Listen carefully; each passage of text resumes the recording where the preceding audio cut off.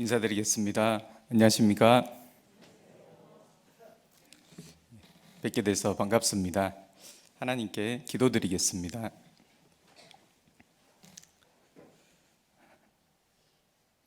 저희를 죽기까지 사랑해 주신 아버지 하나님, 진심으로 감사드립니다. 주님의 귀한 그 사랑을 깨달은 저희들, 또 오늘 하나님 말씀 앞에 모였습니다. 저희의 마음속에 하나님의 깊은 마음을 더욱 알 수 있는 지혜를 주시고, 주님의 저희를 향하신 그 사랑을 더욱 알게 해 주시옵소서. 남은 생에 주님께서 우리를 사랑하신 그 사랑에 매여서 살아갈 수 있기를 원합니다. 또 우리 구원을 받은 소중한 형제자매님들, 서로가 서로를 가장 소중히 여기고 한 분 한 분을 더 많이 사랑하면서 하나 되어 복음 전하는 소중한 삶 살 수 있도록 도와주시옵소서.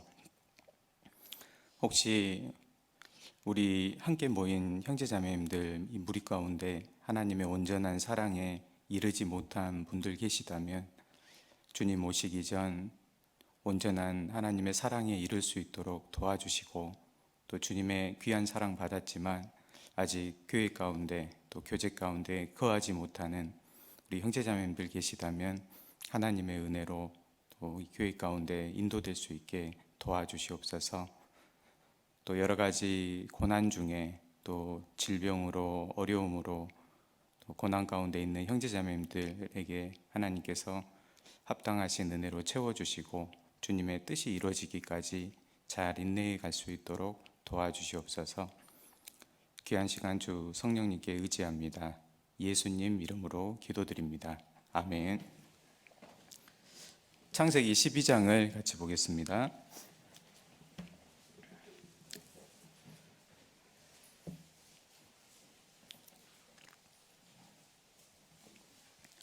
창세기 12장 1절입니다.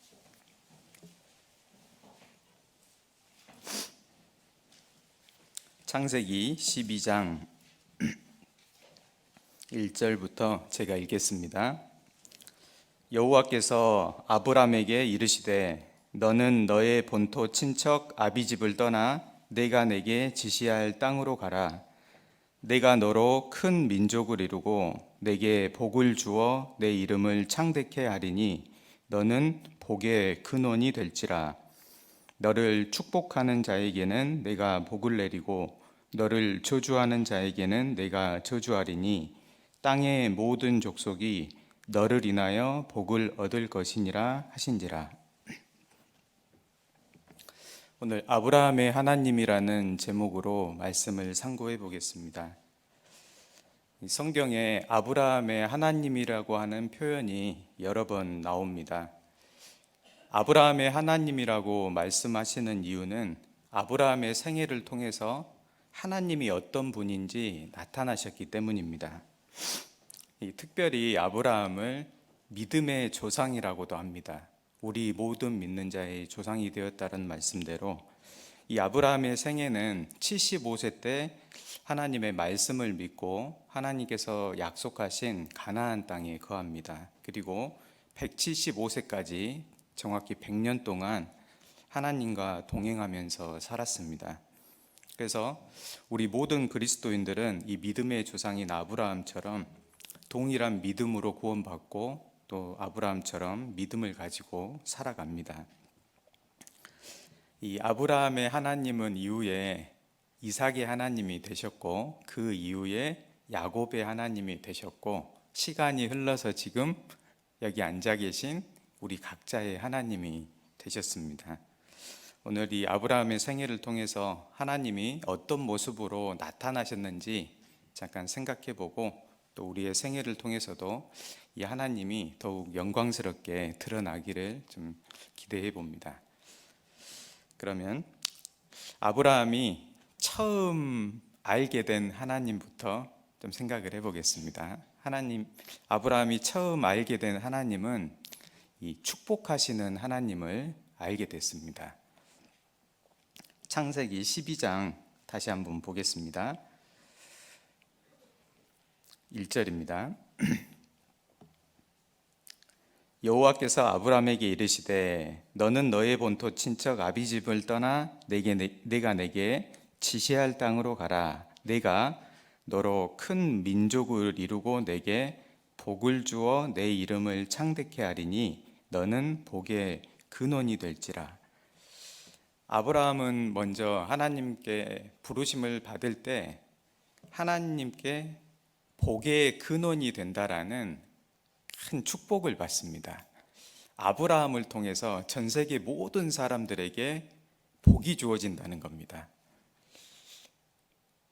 저희 한 사람을 통해서 전 세계 모든 사람들에게 복이 전해질 수 있다면 그 이름은 정말 창대케 될 겁니다. 영광스러운 삶이잖아요. 그러면 복의 근원이 되려면 먼저 아브라함이 복을 받아야 되잖아요.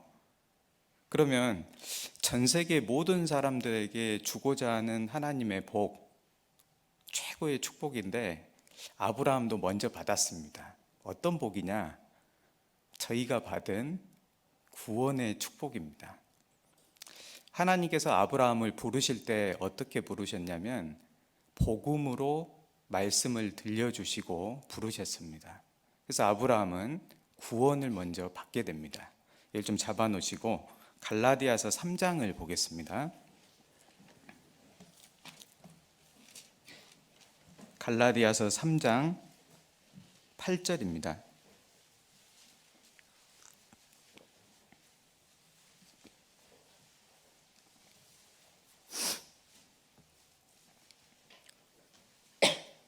갈라디아서 3장 8절 또 하나님이 이방을 믿음으로 말미암아 의로 정하실 것을 성경이 미리 알고 먼저 아브라함에게 복음을 전하되 모든 이방이 너를 인하여 이 복을 받으리라 하였으니 아브라함에게 복음을 전하셨습니다. 성경의 복음은 딱 한 가지입니다. 죄인된 우리를 위해서 독생자 예수 그리스도를 보내주겠다는 약속입니다. 그리고 우리를 구원하시고 구원하시기 위해서 죽고 부활하심으로 죄인된 우리가 영원한 천국을 가게 된 겁니다. 그래서 아브라함이 하나님의 복음을 듣고 이걸 알았습니다. 그래서 예수님께서 유대인들하고 논쟁을 하실 때 이런 말씀을 하셨습니다. 아브라함은 나의 때 볼 것, 그러니까 내가 이 세상에 와서 2000년 전에 이 세상에 와서 십자가에 죽고 부활하실 그 사실을 즐거워하다가 보고 기뻐하였다라고 말씀했습니다. 그러니까 아브라함은 하나님께 복음을 들었고 뭘 알았어요? 저희와 동일하게 예수 그리스도께서 오셔서 나를 구원하시기 위해서 십자가에서 죽어주실 것이다. 이걸 알게 된 겁니다. 그리고 아브라함은 이 사실을 알고 하나님께 감사했습니다. 아브라함의 고향이 우르거든요. 우르. 메소포타미아 지역이라고 나오는데 이 우르에서 아버지와 함께 우상을 섬기며 살던 죄인입니다. 평생 우상 섬기며 살다가 영원한 지옥가로 명의했어요. 그런데 그런 아브라함을 아무 조건도 없이 먼저 은혜로 불러주신 겁니다. 그리고 너를 위해서 이 세상에 예수 그리스도를 보내주겠다. 그 약속을 듣고 아브라함이 너무 감사했습니다. 그러면 한 가지 궁금한 게 있습니다. 아브라함도 복음은 들었는데 회개하고 복음 믿었을까요? 아브라함의 이후 삶을 보면 알 수 있습니다. 창세기 12장 돌아가서요.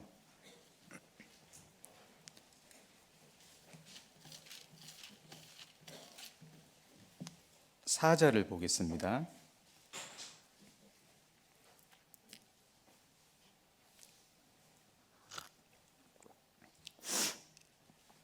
4절 이에 아브라함이 여호와의 말씀을 쫓아갔고 롯도 그와 함께 갔으며 아브람이 하란을 떠날 때에 그 나이 75세였더라. 아브라함이 뭘 쫓아갔어요? 이 말씀이 쫓아가지잖아요. 지금 평생 75년간 우루에 살았습니다. 삶의 터전 다 잡고. 그때 당시 최고의 문명이었거든요. 그런데 그 삶을 버리고 한 번도 가보지 않은 가나안이라는 땅으로 가라는 거예요. 잘못 들었으면 가난한 땅으로 가라고?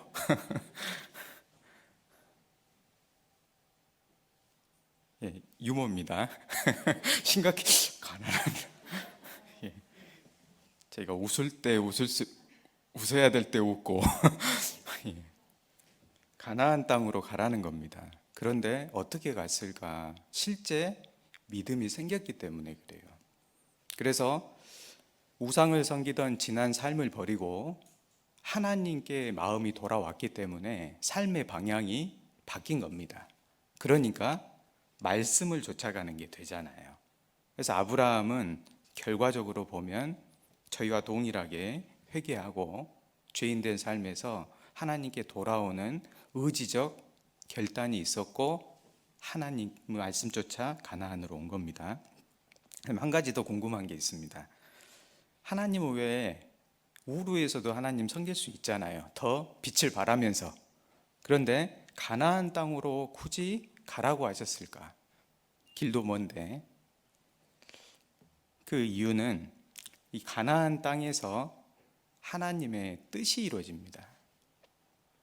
아브라함의 축복하신 그 모든 축복들은 가나안 땅에서 거할 때 이루어질 수 있는 축복들입니다. 이 가나안 땅에 장차 작은 동네 베들레헴에 우리의 복의 근원 대신 예수 그리스도께서 오실 거거든요. 아브라함의 후손으로. 또 예루살렘에서 골고다 언덕에서 십자가에 못 박히실 거거든요. 그래서 이 가나안 땅은 하나님의 축복의 약속이 이루어질 곳이었기 때문에 아브라함에게 이곳에 오라는 겁니다. 아브라함이 이곳에 있지 않으면 그 축복이 이루어질 수가 없었던 겁니다. 그래서 히브리서 11장 9절에는 하나님의 약속하신 땅에 거했다라고 나오거든요. 이 무슨 약속이냐면 장차 너에게 축복한 그 약속이 이루어질 곳이다. 그래서 아브라함이 그 약속의 땅에 우거했다고 나옵니다. 우거. 나그네처럼 산 거예요. 움막 짓고 장막 짓고. 그래서 천성을 하나님의 경영하시고 지으실 터가 있는 성, 천국을 바라보면서 가나안 땅에서 그 약속이 있기 때문에 거했던 겁니다. 아브라함이 구원을 받고 가나안 땅에 온 것은, 그리고 가나안 땅에 거한 것은 이제 그리스도인이 구원을 받고 하나님께서 거하라 하신 교회 안에 거하고 사는 것의 모형입니다. 하나님께서 왜 아브라함에게 가나안 땅에 거하라고 했느냐? 그 축복을 이루어 주시기 위해서인 것처럼 그리스도인들에게도 왜 내 안에 거하라, 교회 안에 거하라고 하셨을까요? 우리에게 약속하신 축복이 우리뿐만 아니라 우리를 통해서 또 전해져야 되잖아요. 그래서 아브라함이 가나안 땅에 거했던 아브라함을 통해 전 세계 모든 민족에게 복음이 완성이 되고 전해지듯이 주님의 복음이 전해지는 교회 안에 저희가 구원을 받고 교회 안에 거할 때 우리를 통해서 또 우리 주변의 가족들, 친척들, 이웃들에게 복음이 전해지기 때문에 그렇습니다. 교회가 하나님의 집이라고 말하잖아요. 디모데전서에 나오거든요. 그래서 하나님께서 이렇게 포도나무 비유를 통해서 내 안에 거하라. 그렇지 않으면 아무것도 할 수 없다. 복음을 전하는 이 축복을 주는 일은. 그래서 교회 안에 약속하신 겁니다. 그래서 아브라함이 처음 알게 된 하나님은 영원한 축복을 주신 하나님이셨고 그 축복하신 하나님의 말씀을 믿고 가나안에 이제 거했습니다. 그러면 아브라함이 두 번째 알게 된 하나님은 어떤 하나님이시냐면 이제 가나안 땅에 딱 거하려고 하는데 이 하나님께서 시험하시는 하나님이시구나, 이걸 알게 돼요. 아브라함이 시험하시는 하나님을 알게 된 이 과정을 좀 살펴보기 전에 하나님께서 믿음을 가진 모든 사람들에게 이 시험이라는 걸 허락하는데 왜 시험하시는가, 그 이유를 잠깐 생각해보고 좀 배워보겠습니다. 시험 있으세요? 저는 고등학교 졸업하면 시험 끝날 줄 알았습니다. 평생 시험이더라고요. 구원을 받고 나니까 놀랬습니다. 분초마다 시험하시며 매사가 시험이에요. 그러면 시험을 왜 하시는 거냐? 신명기 8장에 이유가 나옵니다. 신명기 8장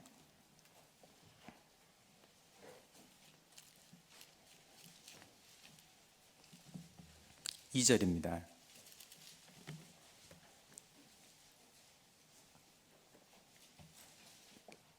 신명기 8장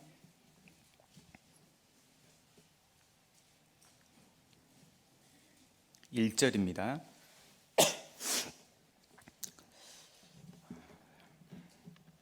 가나안 땅에 들어가야 될 이스라엘 민족을 두고 다시 한번 약속의 말씀을 한 것이 신명기고, 신명기의 주제는 기억하라입니다. 기억하라, 하나님의 약속을.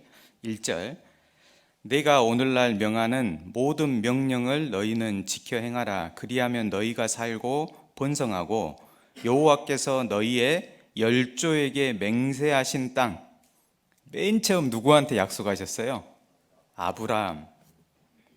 맹세하신 그 땅, 약속의 땅인 가나안 땅에 들어가서 그것을 얻으리라. 2절입니다. 그런데 시험이 있을 거다.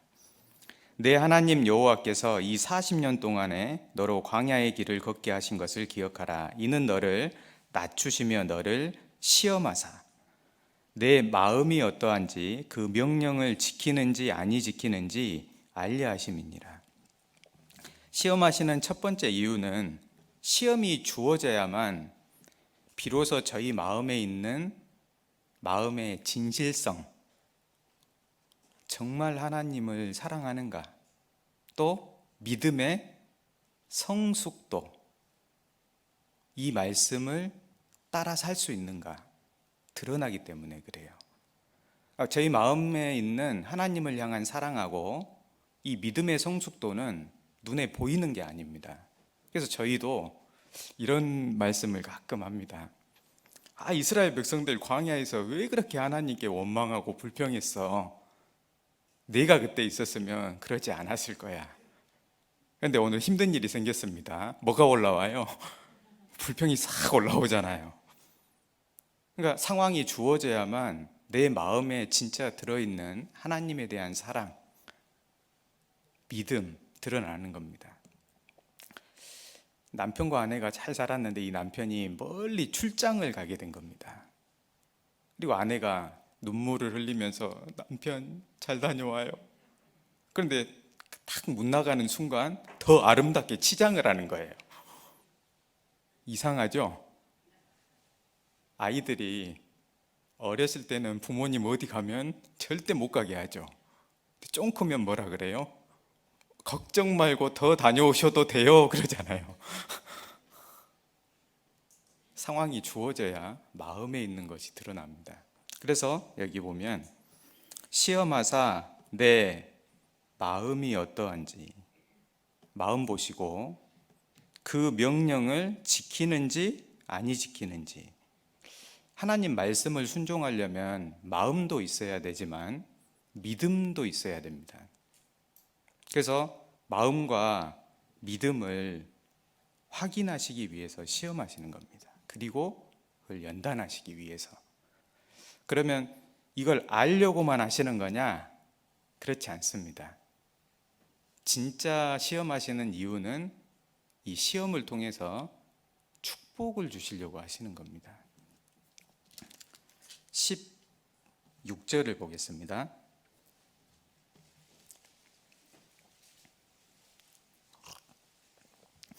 내 열조도 알지 못하던 만나를 광야에서 내게 먹이셨나니 이는 너를 낮추시며 너를 시험하사 마침내 결과적으로는 내게 복을 주려 하심이었느니라. 이 세상에서도 어려운 시험을 잘 통과하면 복이 주어지죠. 그래서 하나님께서 작은 시험부터 어려운 시험까지 우리의 마음과 믿음을 보시면서 시험해 가셔요. 그리고 모든 시험이 올 때마다 하나님을 향한 사랑하고 하나님에 대한 말씀을 딱 붙잡으면 시험이 잘 통과됩니다. 그래서 결국적으로는 축복하시기 위한 겁니다. 이 성경에 나타난 시험의 종류는 크게 세 가지인데요. 영어로 표현하면 더 쉽습니다. 이 템테이션, 유혹이죠. 유혹. 죄의 유혹을 말합니다. 죄를 짓도록 하고 마음을 빼앗아 가려고 하는 사단이 주체가 된 시험입니다. 물론 하나님께서 허락은 하시지만 사단이 주체가 돼서 일어나는 시험입니다. 대표적인 시험이 선악과입니다. 그래서 이 유혹하는 시험은 목적은 사단이 우리의 마음을 뺏어가고 하나님 떠나게 하려고 시험하는 겁니다. 그리고 몸된 교회 안에 거하지 못하도록 하는 시험이 있고, 두 번째는 이 트라이얼입니다. 단련하는 시험. 믿음을 좀 더 온전케 만들기 위해서 하는 시험이거든요. 이 대표적인 게 욥이 이 시험의 종류로 볼 수가 있습니다. 나를 단련하신 후에는 정금같이 나오리라. 이 세상 모든 금이나 은이나 이런 가치가 있는 광물들은 처음에 캐면 찢기가 있어요. 다 순도 100%가 없습니다. 그래서 단련을 해야만, 물과 불을 통과를 해야만 찢기가 조금씩 맞아요. 그래서 금은 14K부터 18K 되고 나중에 24K 딱 되는 겁니다. 그래서 시련을 통해서 주고자 하시는 것은 축복입니다. 한 가지 더 시험이 있는데 이 테스트입니다. 테스트. 난이도가 가장 높다고 할 수 있는데 마음과 믿음을 잘 측정해서 더 큰 축복을 주기 위해서 이 측정하는 시험을 합니다. 이 측정하는 시험은 하나님을 정말 사랑하길 원하고 하나님께 받은 은혜 더 많이 보답하길 원하고 하나님께 더 큰 영광 드리고자 하는 분에게 주시는 영예로운 시험입니다. 이 세 가지 유형은 복합적으로 일어나기 때문에 구분하기 어려울 때도 있습니다. 그러면 이제 아브라함이 구체적으로 시험하시는 하나님을 알게 됐는데 어떻게 시험하셨는지 좀 배워보겠습니다. 아브라함에게 처음 찾아온 이 시험은 유혹의 시험들입니다. 처음에 가나안 땅으로 가라고 했을 때 이 아브라함이 인정줄에 딱 매입니다. 그리고 가나안 땅에 가는 것이 지연이 되거든요. 사도행전 7장을 보겠습니다. 사도행전 7장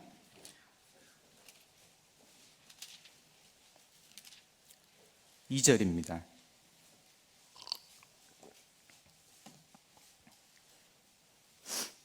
사도행전 7장 2절. 스데반이 가로되 여러분 부형들이여 들으소서. 우리 조상 아브라함이 하란에 있기 전 메소포타미아에 있을 때에 영광의 하나님이 그에게 보여 가라사대 내 고향과 친척을 떠나 내가 내게 보일 땅으로 가라 하시니 아브라함이 갈대아 사람의 땅을 떠나 하란에 거하다가 그 아비가 죽음에 하나님이 그를 거기서 너희 시방 거하는 이 땅으로 옮기셨느니라. 메소포타미아 우르에 있을 때 불렀는데 구원을 받았습니다. 가나안 땅으로 가는데 중간에 하란에 딱 거한 거예요. 그런데 4절을 보면 아버지 데라가 죽고 나니까 그 이후에 아브라함이 딱 옮겨가잖아요. 그래서 좀 생각해 볼 수 있는 것은 아브라함이 죽었다라는 걸 굳이 기록하신 걸 보면은 아버지가 가지 못하게 하는 원인을 제공했던 것 같습니다. 그러니까 아브라함이 그 인정줄 때문에 딱 매인 것 같아요. 무슨 이유인지는 모르겠지만. 아담이 선악과를 먹게 된 계기도 인정입니다. 이 인정줄은, 인정이라는 것은 유용하기도 하고 해롭기도 해요. 하나님의 뜻을 행하려고 하면 참 유익합니다. 가족들이 이 인정줄을 가지고 주님 영광 위에서 살려고 붙잡으면 강하게 붙잡아집니다. 근데 반대로 거꾸로 붙잡으면 둘 다 실족할 수도 있는 겁니다. 그러니까 이 인정보다 중요한 것은 인정을 넘어선 하나님의 뜻이 뭔지, 그것이 더 중요하고, 하나님의 뜻 안에서 인정줄을 사용하기도 하고 끊기도 해야 됩니다. 그래야 어디를 갈 수 있어요? 하나님께서 약속하신 가나안 땅에 거할 수가 있어요. 아브라함은 어떻게 이 시험을 그러면 통과했어야 될까? 하나님 말씀 붙잡고 인정줄을 잘랐어야 됩니다. 에스겔 16장에 보면 내가 태어날 때 배꼽줄을 안 잘랐다고 나와요. 뱃속에 있을 때는 배꼽줄로 공급받거든요. 태어나면요, 입으로 공급받잖아요. 그러니까 사는 방식이 달라진 겁니다. 그래서 구원을 받고 나면 이 인정줄은 싹둑 잘라야 됩니다. 그렇지 않으면 아담처럼, 또 아나니와 삽비라처럼 같이 넘어지는 겁니다. 아브라함은 하란에 딱 붙잡혀 있으니까 하나님께서 도저히 방법이 없으니까 아버지 취해 가신 것 같아요. 그리고 하나님께서 끊어주시고 아브라함이 오게 된 겁니다. 조금의 시간이 흘러서 이 첫 번째 이 유혹의 시험, 인정줄로 인한 시험 실격했죠. 조금의 시간이 흘러서 이제 가나안 땅에 갔는데 또 찾아와요, 시험이. 이번에는 다른 형태로 오는데 목적은 같아요. 이제 심한 기근이라는 유혹이 와요. 창세기 12장을 보겠습니다. 창세기 12장, 여기 줄로 잡아두시면 편하겠습니다. 창세기 12장 10절입니다.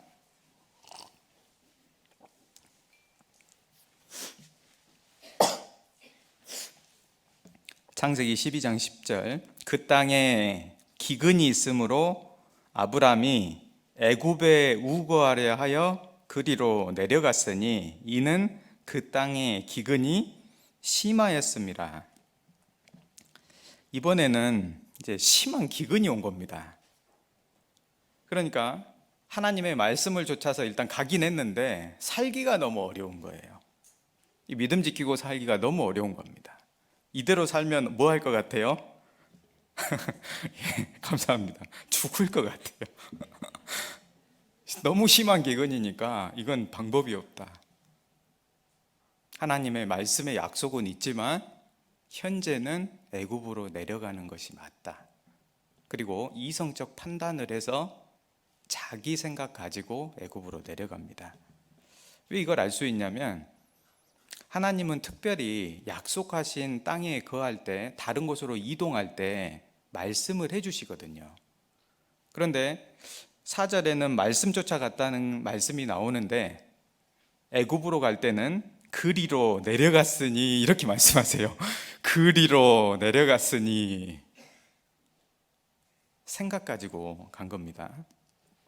그래서 말씀 쫓아갔다는 언급이 없습니다. 그러니까 애굽 가서 아내 사라를 누이라고 거짓말하고 바로 왕에게 아내가 이제 취해질 때 자칫 잘못했으면 이 아내를 취하고 거짓말한 거 탈로 나서 죽임당할 수 있는 엄청난 위기에 빠집니다. 근데 하나님의 보호하심으로 기적적으로 보호가 되고 다시 가나안 땅에 돌아오게 되거든요. 그리고 나중에 이 롯이 같이 갔다가 오는데 롯의 마음에 애굽 사랑하는 마음 딱 들어오잖아요. 그래서 애굽 사랑하는 마음 때문에 믿음의 동역자 롯의 가족들도 싹 잃어버립니다. 손해가 커요. 그러면 두 가지를 좀 생각을 해보겠습니다. 아브라함이 그러면 가나안 땅에 심한 기근이 있는데 그대로 살았다면 어떻게 됐을까요? 자, 가나안 속보 알려드리겠습니다. 아브라함이 보이지도 않는 하나님 말씀만 믿고 가나안 땅에 거하다가 심한 기근으로 죽었습니다. 이 기사 나오겠어요, 안 나오겠어요? 가나안 속보 없습니다. 물론 어려움은 있었겠죠. 그러나 반드시 하나님의 약속은 이루어지거든요. 그러니까 그 말씀 붙들고 있으면 하나님께서 나머지는 하시는 거죠. 기근 시에도 살게 하시는 하나님을 경험하게 되는 겁니다. 좀 잡아놓고요. 시편 33편을 좀 보겠습니다. 시편 33편 19절입니다.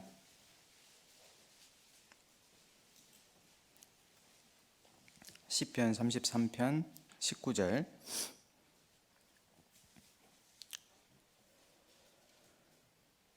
저희 영혼을 사망에서 건지시며 저희를 기근 시에 살게 하시는도다. 하나님은 우리의 영혼을 건지신 분입니다. 예수 그리스도라는 대가를 지불하고, 그러니까 결코 잃어버리지 않아요. 어떤 어려움이 있어도 살게 만드십니다. 기근 시에도 살게 하시는도다. 그래서 북이스라엘의 아하방 시대에 3년 반 대기근이 옵니다. 하지만은 그때 하나님 붙들고 있었던 엘리야와 사르밧 과부는 그 기근 시에 살게 하잖아요. 하나님이 그러면 아브라함에게 이 심한 기근이라는 걸 왜 허락하셨을까? 이유를 알겠죠? 비를 내릴 능력이 없어서가 아니잖아요. 사는 삶의 방식을 다르게 바꿔주시려고 하시는 겁니다. 남은 생에 생각 붙잡지 말고 약속에 말씀 붙잡고 살아가라고요.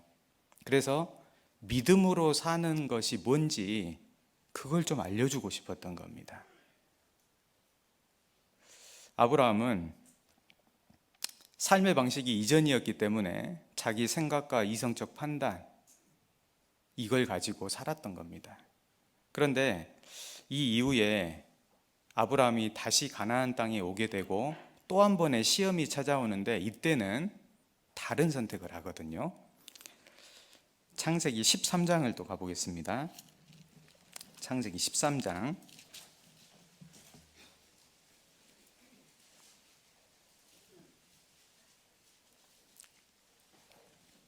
시간이 조금 흘렀는데 유혹의 시험이 또 찾아오는데 이번에는 이제 기근하고 정반대의 상황이에요. 이제 풍부함으로 인한 시험이 오는데 13장 5절 아브라함의 일행 롯도 양과 소와 장막이 있으므로 그 땅이 그들의 동거함을 용납지 못하였으니 곧 그들 아브라함과 롯의 소유가 많아서 동거할 수 없었음이라. 이번에는 또 이제 기근이 아니에요. 반대예요, 반대. 너무 많아요. 차고 넘치니까 이 땅도 부족한 거예요. 그래서 이제 아브라함은 어떻게 해야 될까? 그리고 이제 롯의 목자와 아브라함의 목자가 막 다투니까 선택을 해야 됐어요. 다른 곳으로 떠날까 어떨까? 그런데 아브라함은 선택권을 포기하고 롯에게 딱 줍니다. 13장 8절입니다. 아브라함이 롯에게 이르되, 아브라함의 원래 이름이 아브람이죠. 아브라함이 롯에게 이르되 우리는 한 골육이라 나나 너나 내 목자나 내 목자나 서로 다투게 말자. 내 앞에 온 땅이 있지 아니하냐? 나를 떠나라. 내가 좌하면 나는 우하고 내가 우하면 나는 좌하리라. 연장자 누구예요? 연장자 아브라함이죠. 연장자에게 선택권이 있는데 아브라함은 선택권 넘겼습니다. 그러면 아브라함이 정 같았으면 딱 보고요, 요단 들 보니까 물과 들이 풍부한 거예요. 목축업하기 최고죠. 선택했을 것 같은데 삶의 방식이 바뀌었습니다. 왜 포기했을까? 투철한 양보정신? 아브라함은 삶을 살아가는 방식을 이제 바꾸기로 했습니다. 아브라함은 전에는 자기 생각 가지고 살았는데 이제는 믿음으로 살기로 한 겁니다. 아브라함의 마음은 이런 겁니다. 롯이 어떤 선택을 해도 나는 괜찮다. 왜요? 하나님 말씀하신 가나안 땅에 거할 거기 때문에 나에게는 그 선택이 큰 영향을 안 미치는 거다. 그러니까 롯, 너의 마음대로 선택을 하거라. 나는 항상 하나님 약속하신 가나안 땅에서 말씀 붙들고 살 거다. 그런데 롯은 요단들 바라보고 가다가 요단강 넘어서 소돔까지 딱 들어가잖아요. 삶의 방식이 그러면 아브라함이 딱 바뀌었죠. 어떻게 바뀌었을까? 가나안 땅에서 대기근 때 애굽으로 내려갔잖아요. 그런데 다시 가나안 땅으로 오면서 하나님의 보호하시는 은혜를 많이 경험을 했어요. 사라도 애굽 왕에게 거짓말로 팔려서 죽을 뻔하고 자신도 하나님의 은혜로 재앙을 내리고 보호하셔서 다시 가나안 땅으로 이끌어 오시면서 하나님께서 이 약속하신 땅에 거하도록 보호하시고 인도하고 계시는구나. 그게 믿어지니까 앞으로는 하나님 말씀 붙들고 살아가게 된 겁니다. 그리고 이제 성경에 그 이후로는 이런 종류의 시험이 기록이 안 돼요. 아마 그런 시험 와도 다 통과할 수 있기 때문에. 그래서 아브라함은 말씀으로 사는 방법을 좀 배웁니다. 그러면 믿음의 조상인 아브라함에게 찾아왔던 유혹의 시험들이 우리한테도 동일하게 찾아옵니다. 이 공통점이 있습니다. 이 유혹의 시험들의 공통점이 뭐냐? 가나안 땅을 떠나게 한다는 거예요. 저희에게 찾아오는 모든 시험들도 결국은 뭘 하는 거냐면 사단이 그 뒤에서 하나님의 약속이 있는 이 몸된 교회 안에 거하는 거로부터 떠나게 만드는 시험들입니다. 대례와 같은 인정의 시험이 막 오죠. 저희한테도 이 세상 친구들, 모임들, 가장 강한 인정이 피곤한 육신이 있죠. 말씀 듣고 교제하러 가려고 하면 뭐라 그래요? 육신이 끌어당기죠. 오호라, 나는 공고한 사람이로다. 기근과 같은 어려운 상황도 찾아옵니다. 학생 때는 다음 주가 시험 기간이에요. 기근이에요, 기근. 너무 시간이 없어요. 대학을 갔더니 이제 또 시험 기간이네. 직장을 취업했더니 또 야근이고 월말이고, 결혼했더니 가족 행사들도 정말 많아요. 계속 끌어당깁니다. 그래서 말씀과 교제 안에 거하는 가운데 복음 중심의 삶을 살지 못하게 계속해서 시험이 찾아옵니다. 풍부한 시험도 오죠. 직장 진급하는 거예요. 잘 되겠어요. 올인하는 겁니다. 세상에서도 잘 됩니다. 모임 회장도 하고 막. 그러니까 이 모든 것들은 결국은 하나님의 몸된 교회 안에서 함께 교제하고 거하면서 하나님의 이 축복을 전 세계에 전하는 그 약속을 이루는 데서 멀어지게 하는 시험들입니다. 시험 통과하는 방법은 말씀 붙잡는 겁니다. 그래서 가끔 이러더라고요. 교제를 하다 보니까 청년 때 이제 대부분 이제 청년 그 임원분들은 자녀들이 어리잖아요. 그러니까 집에서 아내부터 시작해서 아이들이 계속 시험합니다. 오늘 또 가요. 아빠 언제 놀아줘요. 신방도 하고 형제자매들 뭐 섬기기도 하고 봉사도 해야 되는데 계속 끌어당깁니다. 그때 뭐라고 해야 돼요? 사단아 물러가라.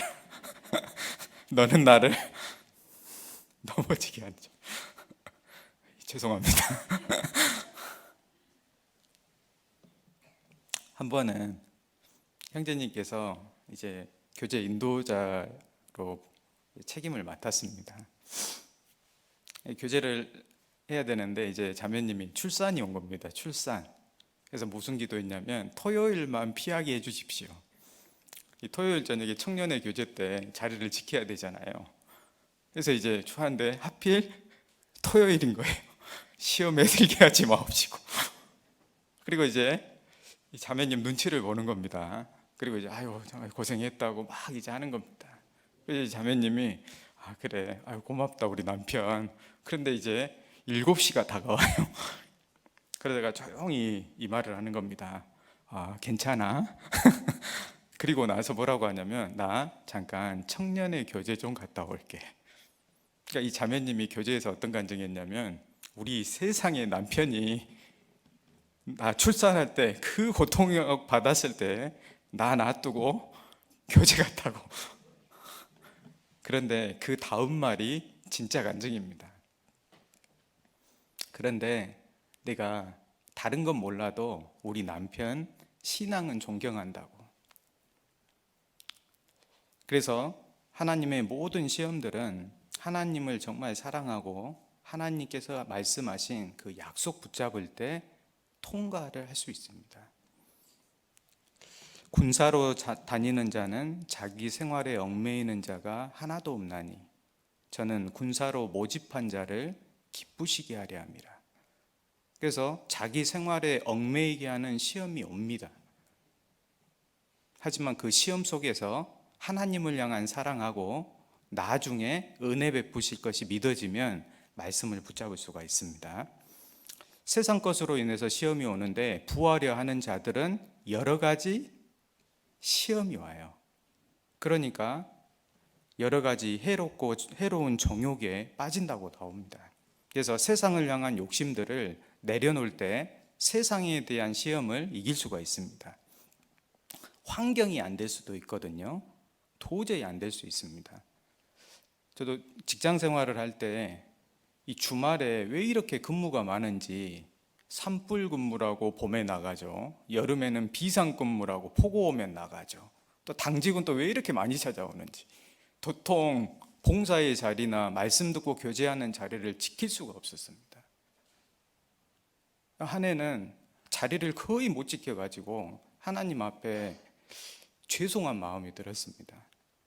하나님께서 나에게 감당할 수 있기 때문에 맡겨주셨는데 안 되니까 죄송하더라고요. 그리고 그때 이 말씀이 좀 생각이 났거든요. 내가 산을 향하여 눈을 들리라. 나의 도움이 어디서 올꼬?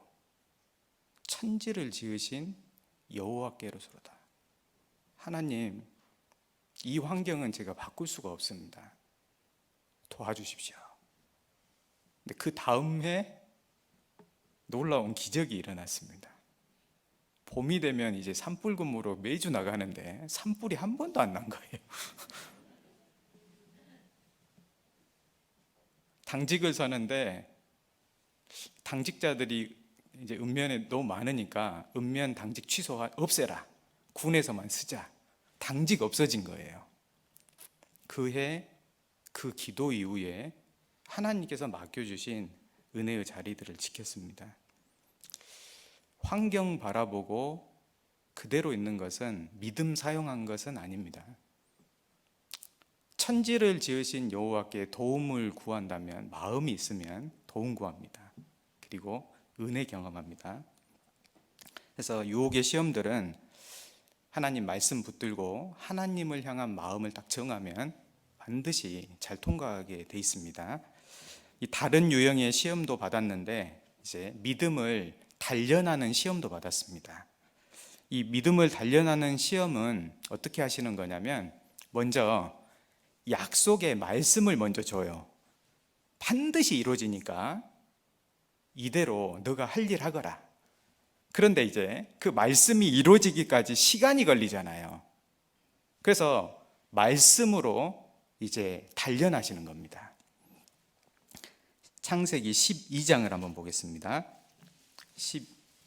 15장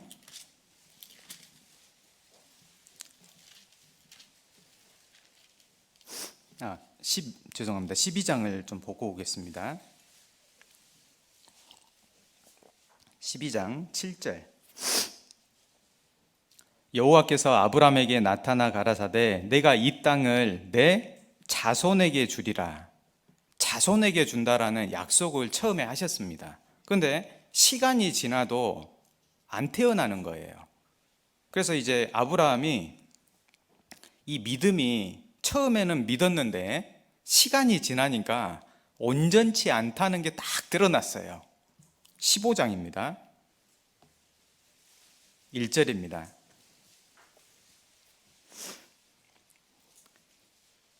이후에 여호와의 말씀이 이상 중에 아브라함에게 임하여 가라사대 아브라함아 두려워 말라 나는 너의 방패요 너의 지극히 큰 상급이니라. 축복 주는 분이다. 그런데 2절 아브라함이 이런 말을 합니다. 아브라함이 가로되 주 여호와여 무엇을 내게 주시려나이까 나는 무자하오니. 자식이 없습니다. 하나님께서 자식 주신다 그랬는데 안 주셨습니다. 나의 상속자는 이 다메섹 엘리에셀이니이다. 충성된 종이었거든요. 그러니까 아브라함이 지금 믿음에 불순물이 섞여 있는 것이 드러났죠. 하나님 주신다 했는데 지금 없지 않습니까? 그런데 무슨 축복 주신다는 겁니까? 하지만 하나님께서 이 아브라함의 말에 다시 약속을 줍니다. 4절. 여호와의 말씀이 그에게 임하여 가라사대 그 사람은 너의 후사가 아니라 엘리에셀은 아니다. 내 몸에서 날 자가 내 후사가 되리라. 너 몸을 통해서 반드시 이 약속 이루어진다는 거예요. 자녀라는 생명이 태어난다는 겁니다. 그러니까 이제 아브라함이 안심이 됐겠죠. 맞아. 그리고 이제 얼마의 시간이 또 흘렀습니다. 그런데 이제 한 10년 흘렀어요. 할 수 있는 노력 해봤겠어요? 안 해봤겠어요? 최선 다했죠. 그런데 시간이 지나도 말씀은 이루어지지 않은 겁니다. 그리고 또 그 믿음이 온전치 않다는 게 또 드러나요. 10년 후에 16장입니다. 1절입니다. 아브라함의 아내 사레는 생산치 못하였고 그에게 한 여종이 있으니 애굽 사람이요 이름은 하갈이라. 사레가 아브라함에게 이르되 여호와께서 나의 생산을 허락지 아니하셨으니 원컨대 나의 여종과 동침하라. 내가 혹 그로 말미암아 자녀를 얻을까 생각하노라 하며 아브라함이 사레의 말을 들으니라. 제가 생각 넣어서 읽었죠? 믿은 거예요? 자기 생각으로 한 거예요? 시간이 지나도 안 태어나니까 아브라함은 결국 사레의 이 제안을 받아들입니다.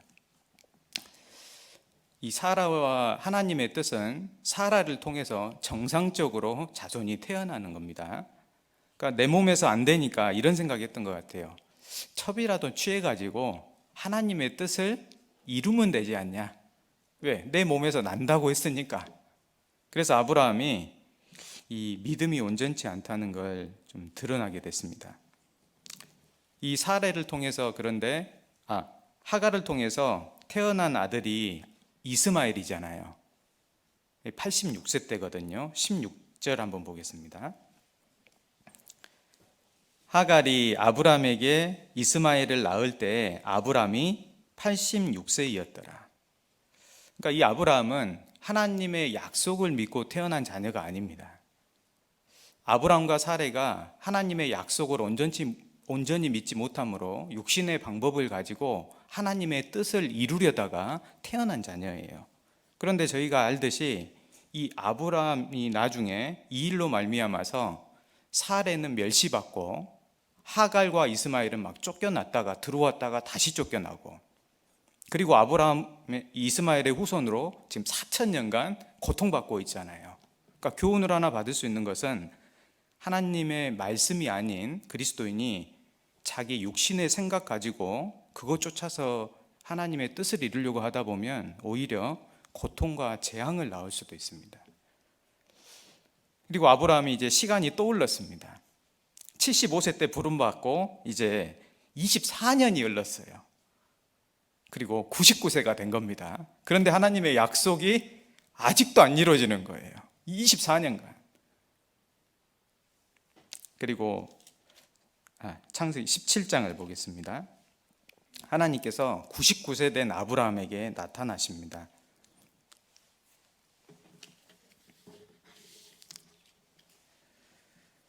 17장 1절입니다. 아브라함의 99세 때에 여호와께서 아브라함에게 나타나서 그에게 이르시되 나는 전능한 하나님이라 너는 내 앞에서 행하여 완전하라. 내가 내 언약을 나와 너 사이에 세워 너로 심히 번성케 하리라 하시니. 다시 말씀하신 겁니다. 너를 통해서 반드시 자손 태어나고 번성케 한다는 이 약속 내가 이룰 거다. 이 내용을 잠깐 좀 생각을 해보겠습니다. 99세 때 딱 나타나셨어요. 하나님의 약속은 안 이루어졌습니다. 그런데 하나님께서 이런 말씀하신 겁니다. 나는 전능한 하나님이라. 그러면서 너는 내 앞에서 행하여 완전하라 이 말씀을 하세요. 그러면 지금 아브라함이 행위가 온전치 못한 게 있는 거잖아요. 이 말씀은 이런 내용입니다. 전능한 하나님이라. 나는 반드시 이 약속의 말씀을 믿는 사람들에게 이 약속의 말씀 이루신다. 그런데 너의 행위가 지금 온전치 못한 것이 있다. 의심이 섞여 있거든요. 온전히 믿으면 그 말씀 이룰 때까지 맡겨진 일 합니까? 안 합니까? 반드시 합니다. 그래서 아브라함에게 내가 반드시 이룰 테니까 너는 이 약속의 말씀 반드시 확실하게 붙들고 너에게 맡겨진 역할을 끝까지 하거라 그 말입니다. 그러면 반드시 이룰 거다. 믿음이 없이는 기쁘시게 못한다고 나오잖아요. 하나님의 말씀 붙들고 온전하게 이것이 이룰 걸 믿고 끝까지 행하라는 겁니다. 의심이 섞인 믿음은 이런 겁니다. 혈관이 다 있으시죠? 혈관에 혈전이라든지 끼었습니다. 혈액이 잘 공급됩니까? 안 됩니까? 안 되죠. 믿음도 이와 같아요. 믿음은 축복의 통로입니다. 반드시 믿음이 생겨야만 그것 통해서 하나님이 역사하세요. 그래야 하나님께 영광이 돌려지거든요. 그래서 아브라함의 마음속에 있는 이 믿음을 더 견고케 하십니다. 그리고 저희가 아는 대로 100세 때 딱 태어나요.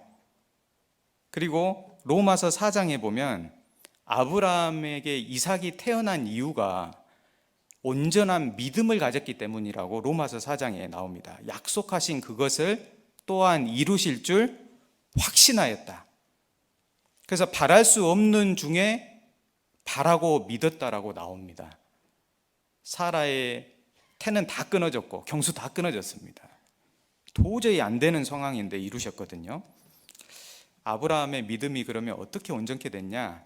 이 21장에 이삭이 태어나는데 17장부터 18장까지의 과정을 보면 믿음은 어떻게 온전케 되는지 비결을 좀 알 수가 있습니다.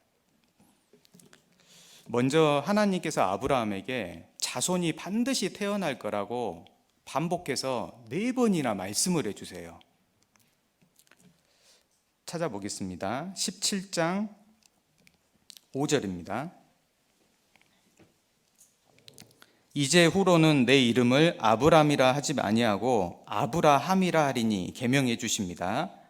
이는 내가 너로 열국의 아비가 되게 함이니라. 6절 내가 너로 심히 번성케 하리니 나라들이 내게로 쫓아 일어나며 열왕이 내게로 쫓아나리라.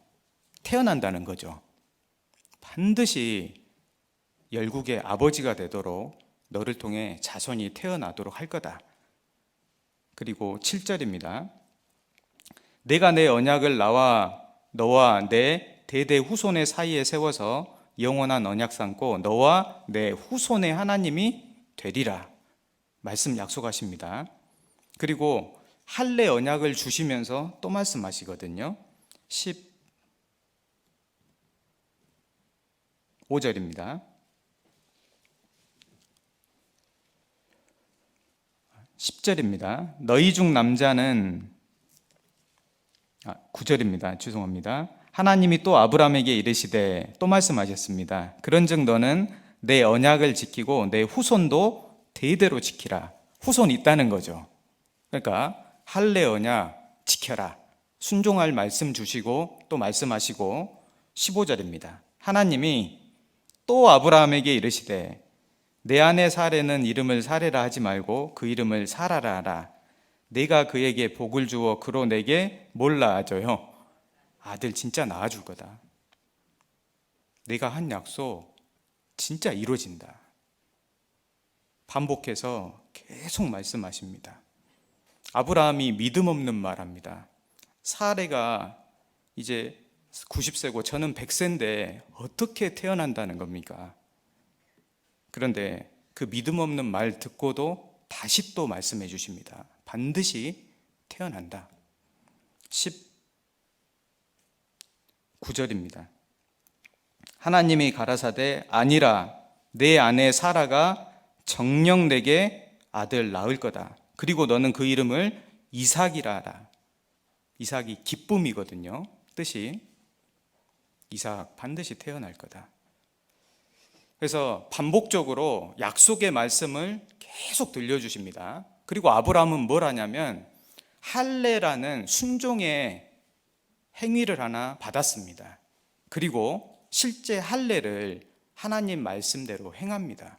자신에게 맡겨진 순종해야 될 일을 한 거예요. 그리고 나서 얼마 시간이 흘러서 하나님께서 또 나오셔서 또 말씀합니다. 18장 14절입니다.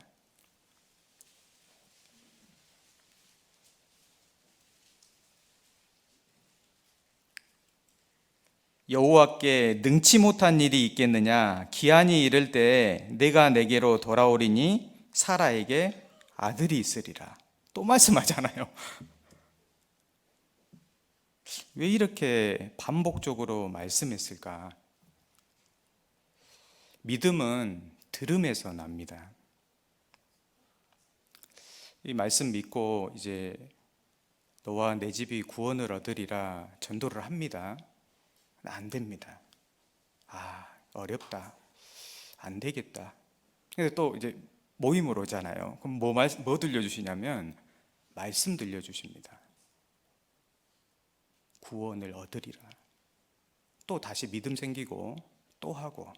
그래서 믿음이 온전케 되는 과정은 하나님의 말씀을 들음하고 행함을 반복하는 가운데 온전케 되는 겁니다. 그리고 100세 때 아브라함의 믿음 보시고 약속의 자녀가 태어나요. 하나님은 약속 이루셨습니다. 아브라함의 믿음이 온전케 되는 과정이 필요했습니다. 말씀을 들을 때는 살 수 있을 것 같은데 다시 가면 잘 안 되죠. 연약하기 때문에. 그래서 하나님의 말씀을 듣고 읽고 마음속에 생각하고 붙잡고 하면서 우리에게 주어진 역할을 또 행하고 또 듣고 또 행하는 가운데 하나님의 약속은 반드시 이루어집니다. 이 아브라함에게 25년간 믿음을 단련하신 후에 약속의 자녀 주셨습니다. 저희에게도 동일한 믿음의 단련을 하십니다. 때로는 이 시련이 감당하기 참 어려운 것 같기도 하거든요. 이 시편 66편을 한번 봐보겠습니다. 시편 66편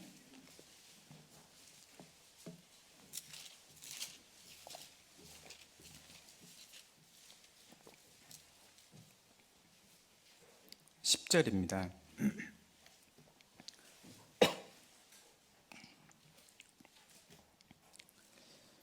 하나님이여 주께서 우리를 시험하시되 우리를 단련하시기를 은을 단련함 같이 하셨으며, 우리를 시험하시는데 은을 단련하는 것처럼 시험했다는 겁니다. 은은 불에 넣었다가 물에 넣었다가 또 불에 넣었다가 물에 넣었다가 그러면서 단련하는 거거든요. 그런데 11절 보겠습니다. 이 단련이 때로는 이렇게 느껴진다는 겁니다. 우리를 끌어 그물에 들게 하시며, 물고기가 그물에 걸리면은 빠져나올 수가 없어요. 어부가 빼줘야만 나오잖아요. 그러니까 빠져나갈 수 없는 상황에 탁 들어가서 포기할 수도 없고 생명을 끊을 수도 없고 어쩔 수 없는 상황처럼 탁 들어가는 겁니다. 또 어려운 짐을 우리 허리에 두셨으며, 허리에 큰 무거운 짐을 딱 묶어 놓은 거예요. 과거 노예들이 그랬습니다. 벗을 수가 없어요. 너무 무겁고. 왜 이런 짐이 나에게 왔을까? 이런 그물에 걸려서 왜 나에게 이런 고난이 왔을까? 욥도 그랬거든요. 하루아침에 재산 다 날아가고 자녀 10명 순식간에 하루 만에 다 죽고 건강했던 몸은 악창이 들어서 살 수가 없게 됐습니다. 그러면서 욥은 이런 말을 합니다. 나중에 오직 나의 가는 길을 그가 아시나니, 하나님, 저는 이거 왜 이런지 모르겠습니다. 이 상황을. 하지만 제가 믿는 것은 나를 단련하신 후에는 정금같이 나오리라. 무언가 뜻이 있다는 건 믿었어요. 저희들이 구원을 받을 때 이런 어려운 짐들이 같이 묶어집니다. 가장 어려운 짐, 잠언 한번 봐보겠습니다. 잠언 24장 11절입니다. 잠언 24장 10절입니다.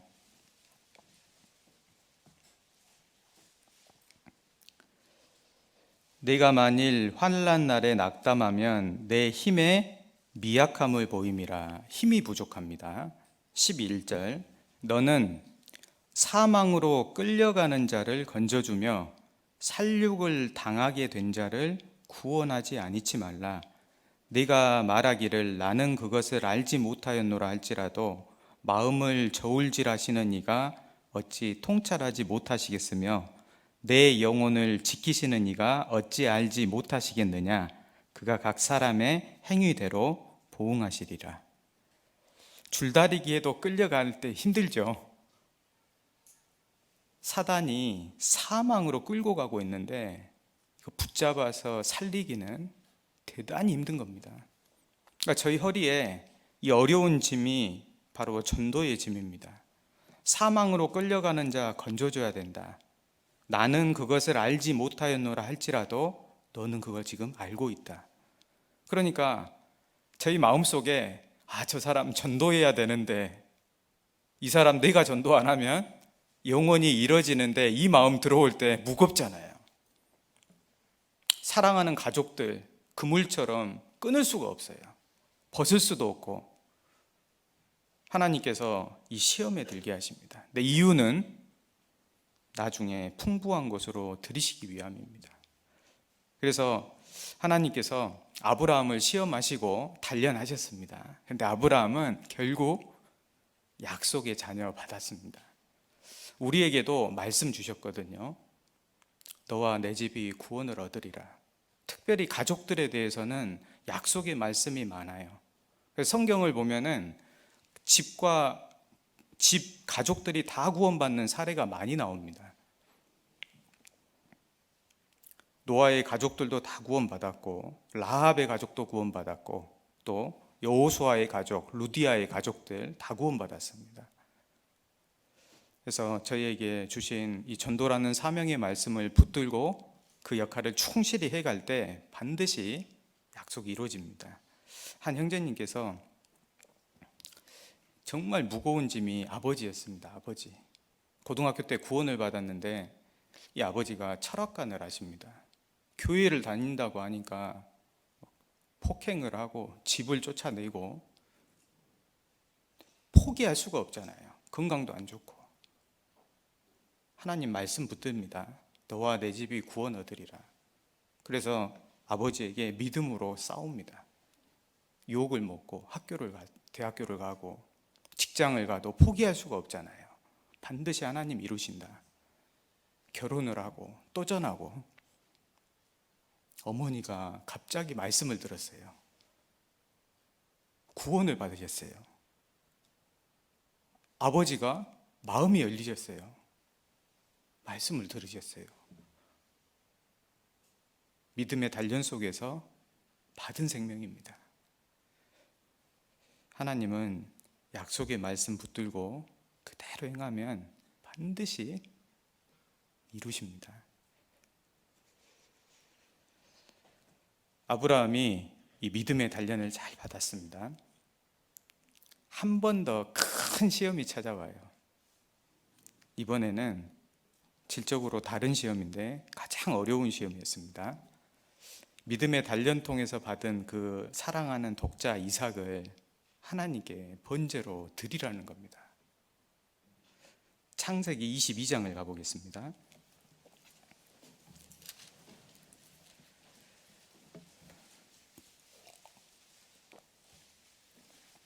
1절입니다. 창세기 22장 1절.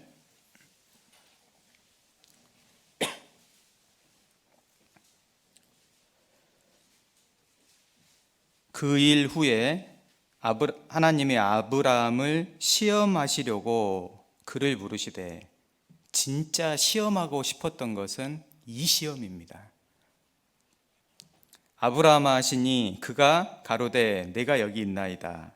여호와께서 가라사대 내 아들 내 사랑하는 독자 하나밖에 없는 아들 이삭을 데리고 모리아 땅으로 가서 내가 내게 지시하는 한 산 거기서 그를 번제로 드리라.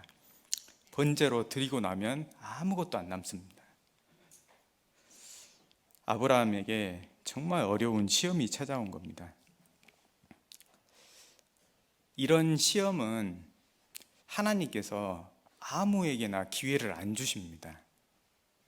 국가 사법고시 아무나 보는 시험이 아니잖아요. 정말 영예로운 시험이고, 하나님을 정말 사랑하고 싶은 사람들, 하나님을 더 영광스럽게 해드리고 싶은 정말 그 소원이 있는 사람들에게 그 마음과 믿음 측정해 보려고 하시는 시험입니다. 목적은 더 큰 축복 주기 위해서. 그러니까 롯에게는 이런 시험이 있어요, 없어요? 하나님은 롯을 시험했다는 말씀이 없습니다. 롯은 지금 소돔 땅에서 세상 것들에 유혹받는 시험 받고 있거든요. 그러니까 이삭을 바치라는 시험은 롯에게는 없습니다. 믿음의 연단을 받는 과정 속에서 하나님 뜻대로 더 온전히 살고자 하는 사람들에게 주시는 시험입니다.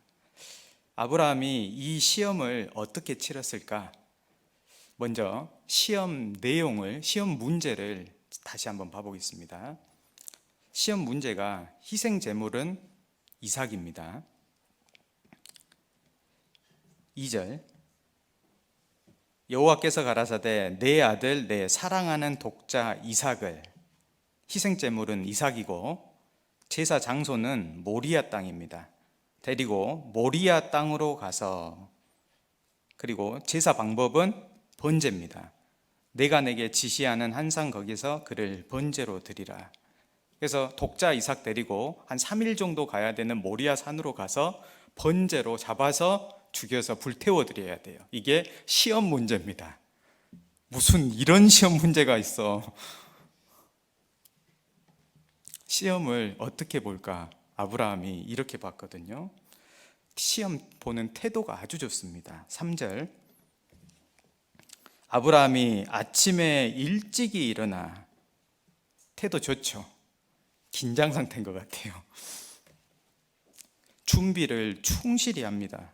나귀의 안장을 지우고 두 사왕과 그 아들 이삭, 번제물 데리고 번제에 쓸 나무를 쪼개어 가지고, 산이니까 나무 있겠죠. 그런데 혹시 없으면 안 되니까 가지고 떠나 하나님의 자기에게 지시하시는 곳으로 가더니 방해 요소도 없애버리거든요.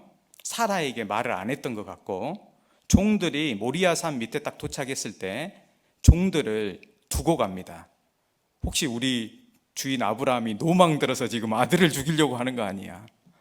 방해 요소 없애고, 이삭이 번제물 어디 있습니까? 물어볼 때 침착하게 잘 대답해 줍니다.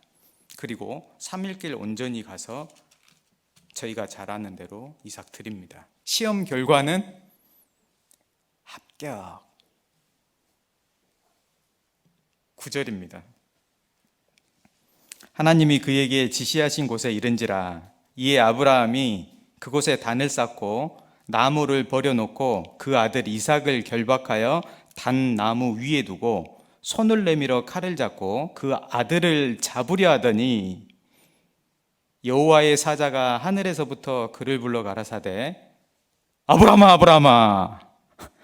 실감이 나게 했어야 되는데 좀 덜 실감난 것 같네요.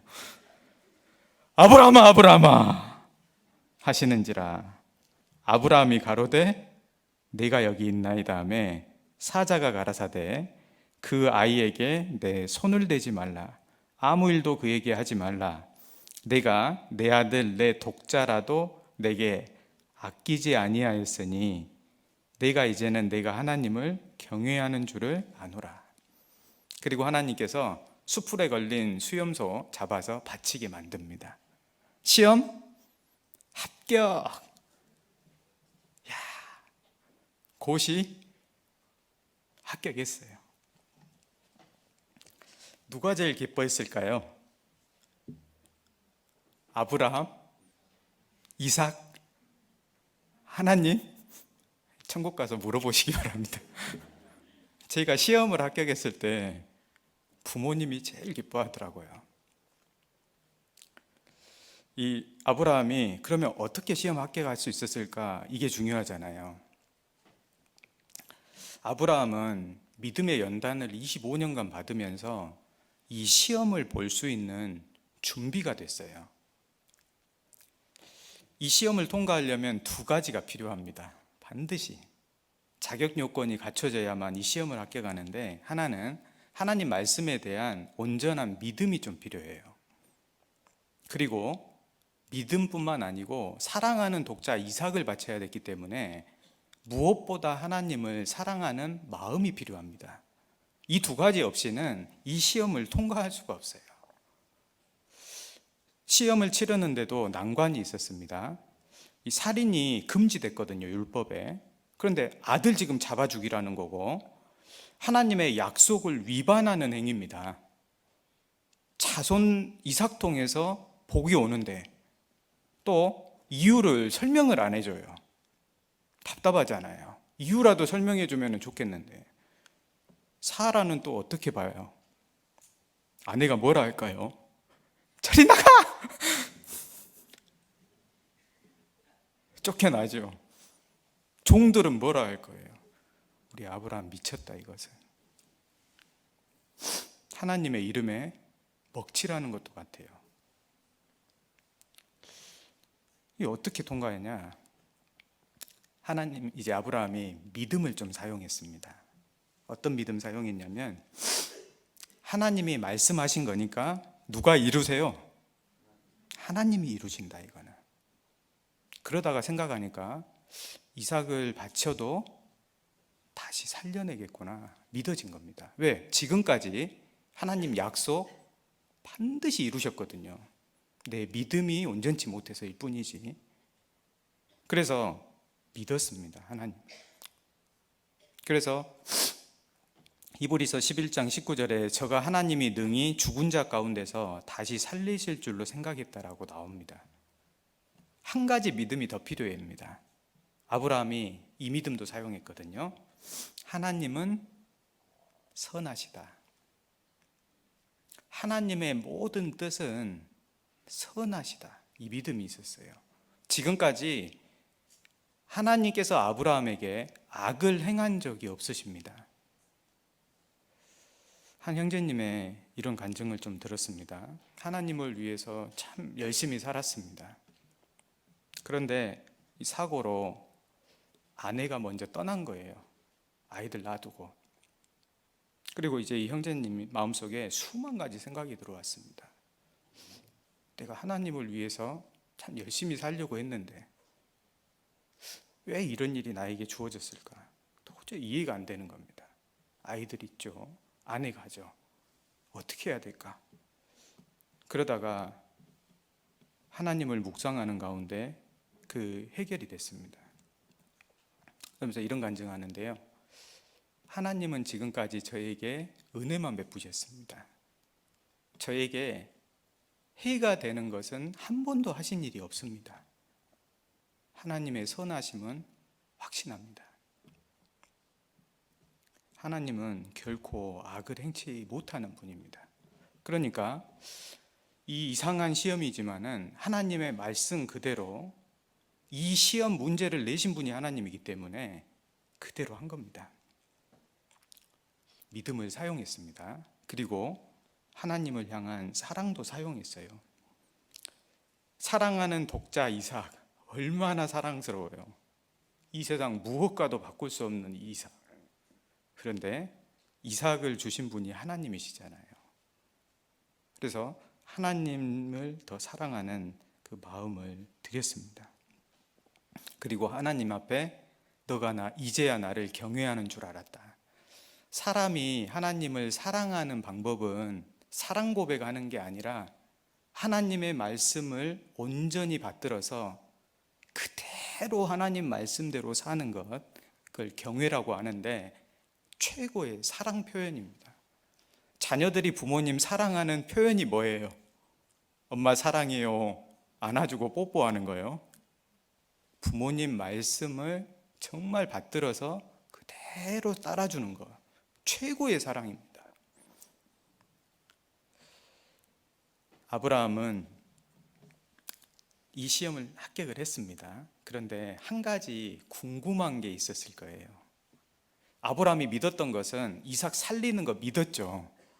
생각해 보니까 이삭 반드시 다시 살리실 건데, 다시 살리실 거 그러면 왜 이런 시험을 허락했냐? 궁금하지 않겠어요? 어차피 다시 살리실 건데 왜 허락하셨을까? 물론 경외하는 마음도 보길 원하셨죠. 그런데 하나님이 진짜 이 시험을 하신 이유는 한 가지가 더 있으십니다. 하나님께서 아브라함에게 이 시험을 낼 때 문제를 이렇게 내거든요. 다시 돌아가 보겠습니다. 22장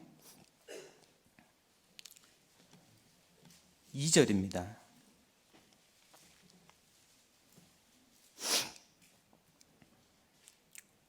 여호와께서 가라사대 내 아들 내 사랑하는 독자 이삭을 데리고, 그냥 사랑하는 것도 알고 독자라는 것도 알잖아요. 하나님도 알고 아브라함도 압니다. 근데 하나님께서 시험 문제를 낼 때 제 건 거 압니다. 아들 압니다. 내 사랑하는 독자, 수식어가 많이 붙죠. 그냥 이삭 드려라 해도 되는데 내 아들, 내 사랑하는 독자 이삭을 드려라. 하나님께서 말씀하신 표현에는 아브라함의 입장도 생각하셨지만 하나님의 입장도 반영하셨습니다. 아브라함이 이렇게 말씀하신 게 아브라함의 마음을 더 아프게 하려고 혹시 하나님은 이 시험 통해서 아브라함에게 하나님의 아브라함을 향한 마음을 더 알게 해주길 원했습니다. 창세기에 성경에 사랑이라는 단어가 맨 처음 나온 곳이 이곳입니다. 아브라함의 입장에서 너무나 사랑하는 아들, 이해되죠? 이거는 신약 성경에 맨 처음 사랑이라는 단어가 나오는 곳이 마태복음인데 찾아보겠습니다. 하나님께서 예수님을 두고 말씀하셨습니다. 마태복음 3장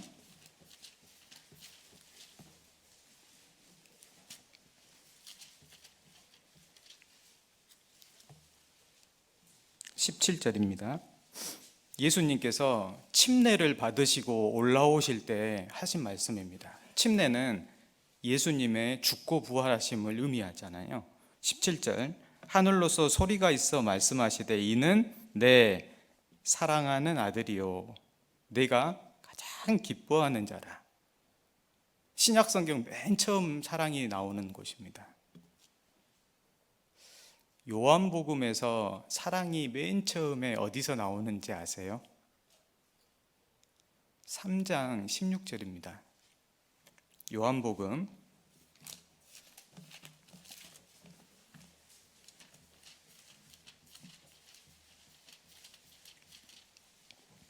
3장 16절입니다.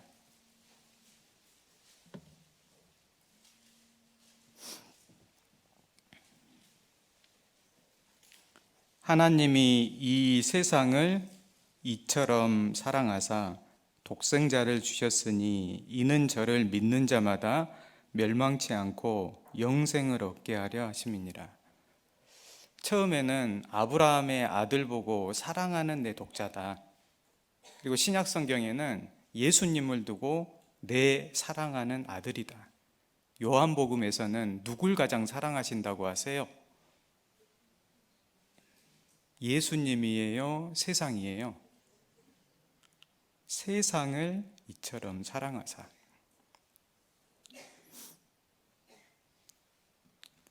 저를 믿는 자마다 멸망치 않고 영생 얻게 하려 하심이니라. 지옥 갈 죄인 된 우리를 예수님보다 더 사랑했다는 겁니다. 아브라함은 모리아 산으로 가면서 3일 길을 가야 되잖아요. 이 3일 길이라는 건 또 왜 이렇게 길게 하셨을까? 충분히 하나님의 마음을 생각해 볼 수 있는 시간이 주어진 것 같아요. 어차피 이 이삭은 하나님이 살리실 텐데 하나님께서 이 시험을 나에게 왜 허락하셨을까? 지금 이삭을 드리러 가는 아브라함의 모습이 누구의 모습인 거예요? 나를 살리신 하나님의 모습이잖아요. 사랑하는 독자 이삭을 바치는 아브라함의 마음이 어떻겠어요? 얼마나 가슴이 찢어졌겠어요. 그런데 하나님을 위해서 드리다가 보니까 하나님이 나를 예수 그리스도 보내주기까지 더 사랑하신 거예요. 그러니까 아브라함은 3일 동안 모리아산 가면서 뭘 알게 됐냐면 하나님께서 나를 이렇게 사랑하셨구나, 이걸 알게 된 것 같아요. 저희가 언제 하나님을 사랑하게 되냐면 구원을 받을 때입니다. 그런데 더 사랑하게 되는 시기가 언제냐면 우리의 이삭을 다시 드릴 때입니다. 구원을 받고 신앙생활을 하거든요. 하나님께서 많은 이삭들을 주셨습니다. 가정도 안정이 되고 자녀도 잘 자라갑니다. 직장도 기반을 잡아가고 모든 게 잘 돼갑니다. 이삭이 태어나서 자라가듯이 우리의 이삭들도 잘 자라갑니다. 기뻐요. 그런데 성장한 이삭들을 하나님께 드리질 않습니다. 이삭을 더 이상 드리질 않으니까 하나님의 사랑이 더 이상 알아지질 않아요.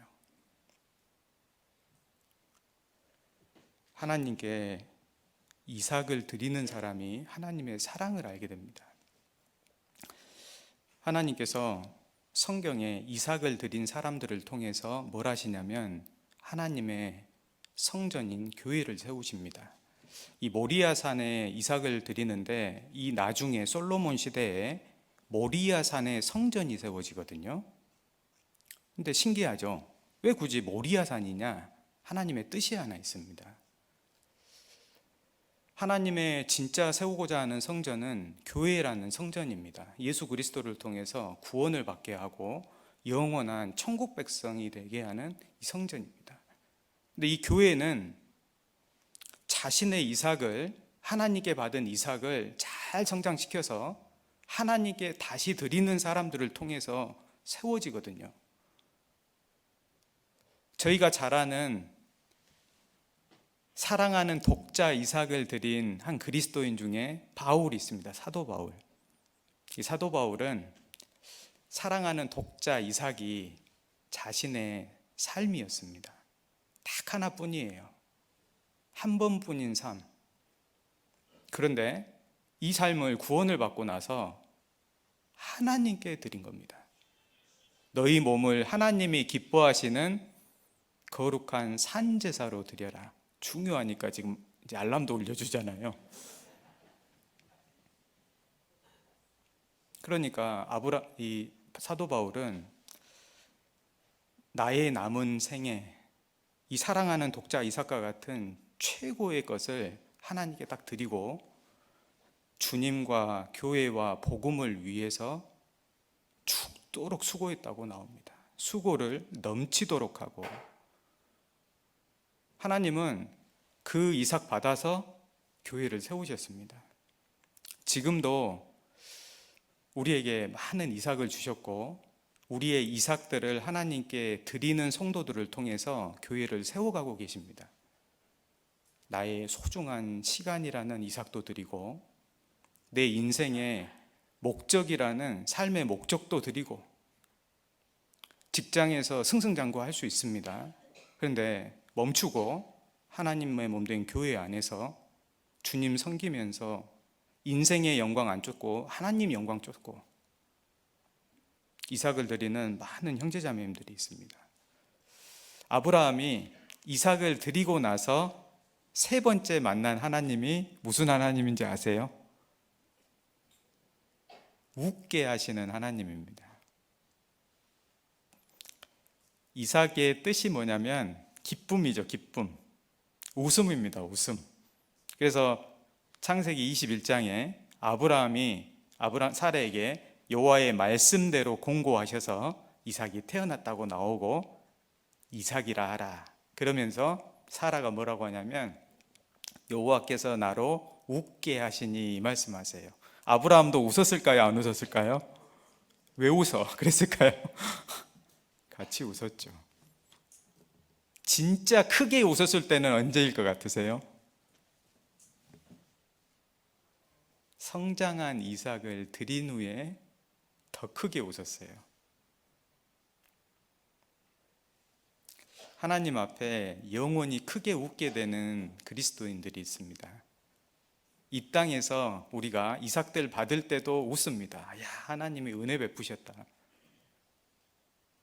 그런데 더 크게 웃는 성도들은 하나님께서 주신 이삭들을 하나님께 드린 그리스도인들입니다. 내 삶이라는 이삭을 하나님께 드리고 나서 하나님 만날 때 더 크게 웃는 겁니다. 이삭을 도로 받았으니 기쁨 받았습니다. 사도 바울의 지금 표정 한번 봐볼까요? 사도 바울의 표정 성경에 나왔을까요? 안 나왔을까요? 한번 봐보겠습니다. 디모데 후서 4장입니다.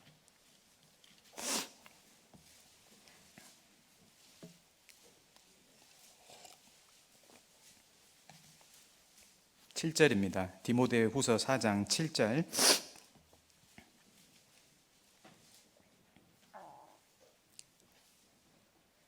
내가 선한 싸움을 싸우고 나의 달려갈 길을 마치고 힘들었겠죠.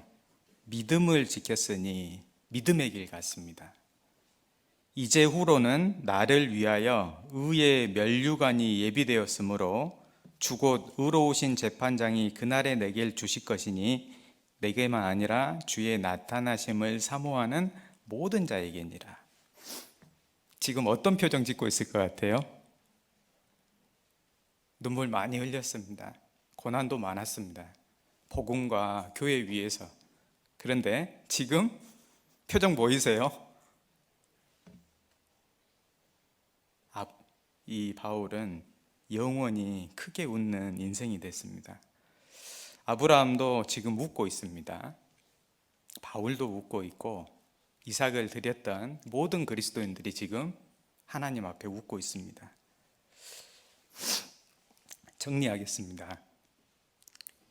마태복음 22장입니다.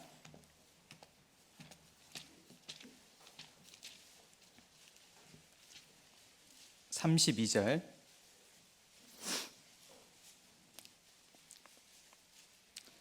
나는 아브라함의 하나님이요 이삭의 하나님이요 야곱의 하나님이로라 하신 것을 읽지 못하였느냐?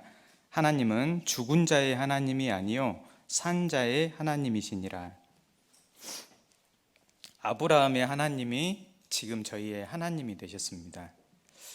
하나님, 아브라함에게 하나님은 축복 약속하시고 시험하시고 웃게 하시는 하나님이셨습니다.